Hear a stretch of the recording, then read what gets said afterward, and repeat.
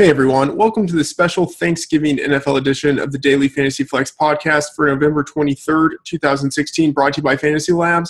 I'm Matthew Freedman, the editor-in-chief. A quick word before we get into the show. This episode is a look at the three-game Thanksgiving slate. We also are covering the main slate on the usual edition of the show, the full episode in which I'm joined by David Kitchen of Fantasy Insiders, as well as Adam Levitan and Peter Jennings. And speaking of Peter, he is on this mini version of the show. You can follow him on Twitter at CSURAM88. Pete, how's it going? Any Thanksgiving plans? Yeah, it's going well. Excited for Thanksgiving, to hang out with family. By this time, they already know that I'll be on my computer for a good part of the day, so don't have to go through that like I have had to in the past on Thanksgiving. So, yeah, pumped for it. Got a lot of DFS stuff going on, and yeah, ready for some good food, man. What's your favorite Thanksgiving dish? All of the pies. I mean, basically, I never met food I didn't like, but all of the pies. It doesn't really – I don't discriminate between pies. Give me the power ranking of the number one pie. Oh, man. Well, I mean, there are so many different kinds of, like, pecan pie, right? So, like, that's all really good, but pumpkin pie obviously is really good. I think, like, out of the fruits, cherry is probably my favorite. But, I mean, there are a lot of, like, power pies. I don't know. What's yours?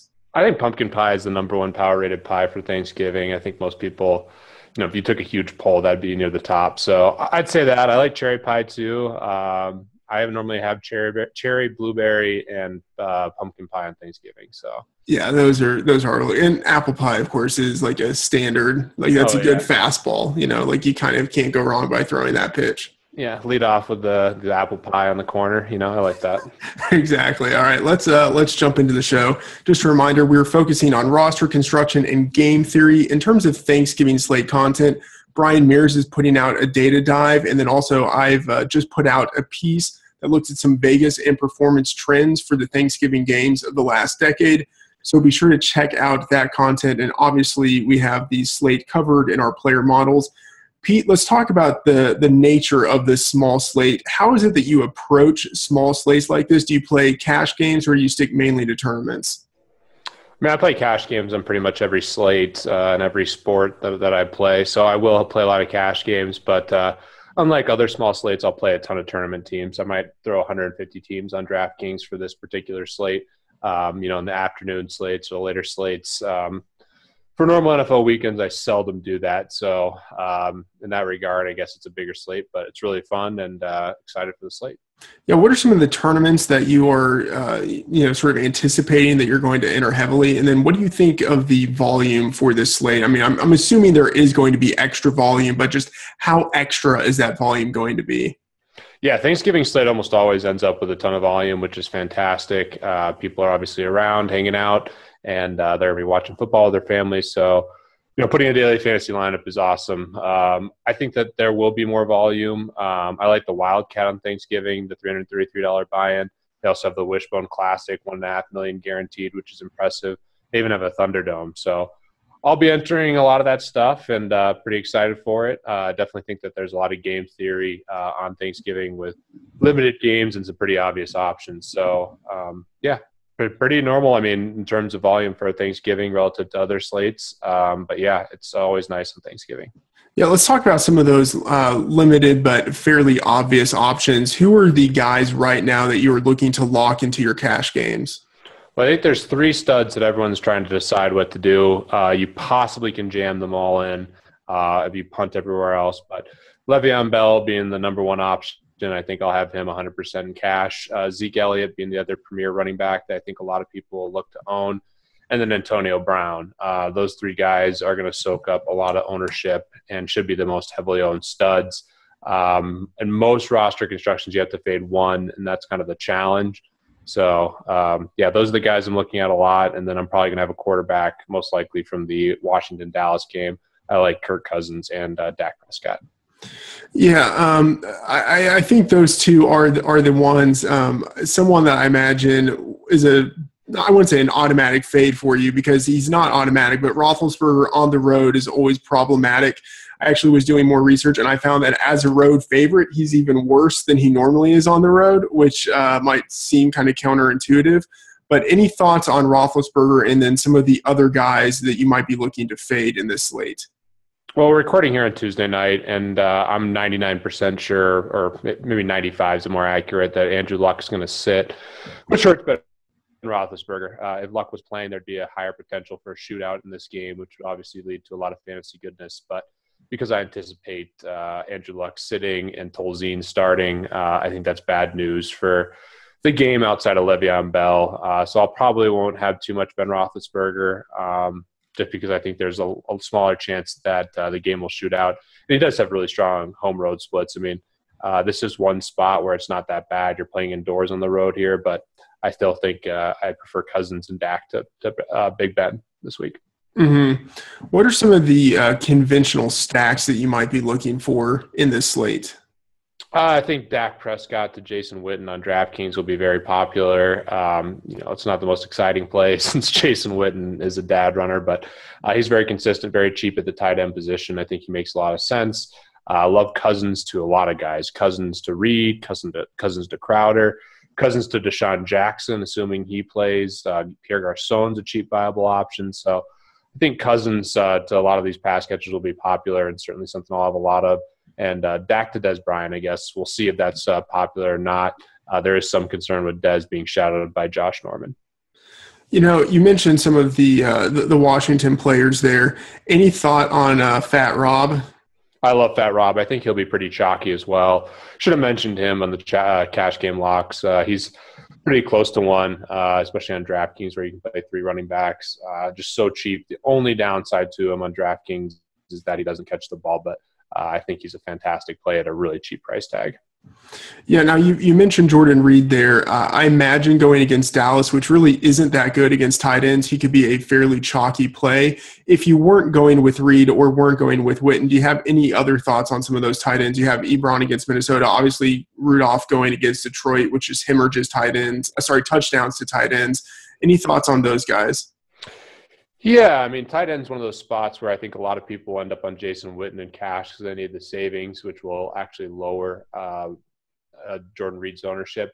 I do think that Kyle Rudolph is a pretty interesting play in tournaments. His targets have dipped, which is concerning, but he still has a ton of touchdown equity. So I like Rudolph in this spot. I think a lot of people paying down will go to Witten, like I mentioned.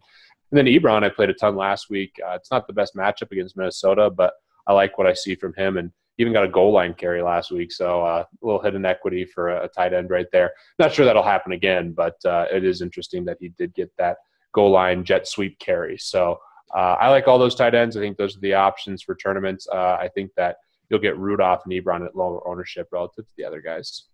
Where are some of the spots that you're looking to go contrarian? I think a receiver you really can make a big push to go contrarian. I mean, I'm curious to see how owned Steph Diggs is. All of the receivers as well for Detroit, I think will go really under-owned, which should present a really good opportunity. I like playing Stafford in this spot. Marvin Jones has been awful, but there's a huge trend here at FantasyLabs when a player's salary drops a ton. This is a guy that was $7,600 at one point this year. He's now $4,100. I know the targets haven't been there, and it's a tough matchup, but I could easily see Marvin Jones having a big game, which would be a great leverage GPP play. And any of the receivers on Detroit certainly should be low-owned and are pretty cheap. Diggs is the interesting one to me because of his price. I do think you'll see a lot of targets this game, and I think he makes a viable potential cash game option and definitely a good tournament play. We haven't really mentioned any of the Colts players, and I imagine it would be fairly hands-off without Andrew Luck playing, but any thoughts? I mean, is it too contrarian to go with any of those guys? I can't pull the trigger on the Colts right now, assuming Luck is out. He's just such a critical part of their offense. T.Y. Hill and Moncrief are priced like he's playing, so you'd have to really make a contrarian play there in tournaments. I don't think I'll be doing it, but they should be pretty low-owned or really low-owned because I think a lot of people have that same mindset.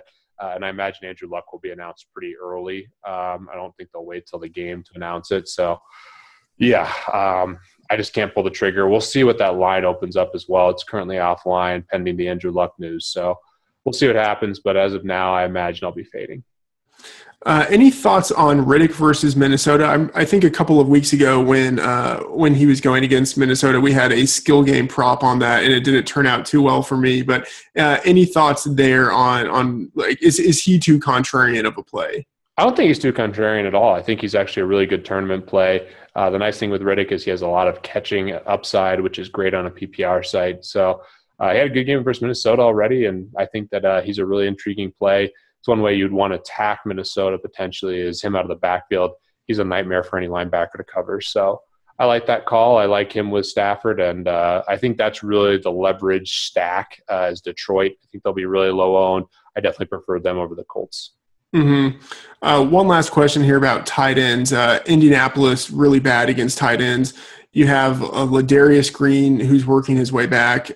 Any thoughts on maybe going with him in a couple of tournament lineups? I mean, is that something worth exploring, or is that too contrarian? I think it's worth exploring. I think the one nice thing about this slate is you do have a lot of options at tight end, so I probably won't have too many shares. But, yeah, he'll be low owned. Jesse James will be low owned. I think I'd probably lean Ladarius Green, but it's a tough situation to kind of navigate. But I don't mind it for tournaments. And I'll probably have some Ben shares, and I certainly think going away from Ben and Antonio with your Ben shares will make your lineup a lot more unique. So I still love Antonio Brown. That's still the obvious conventional stack. I just think it's going to end up being pretty popular.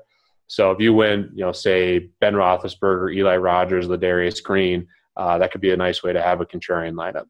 Yeah, it's definitely much harder to create the contrarian lineups in the smaller slate.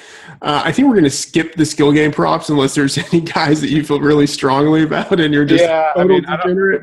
I would love to get a skill game prop in that I feel good about versus you without Levitan here. But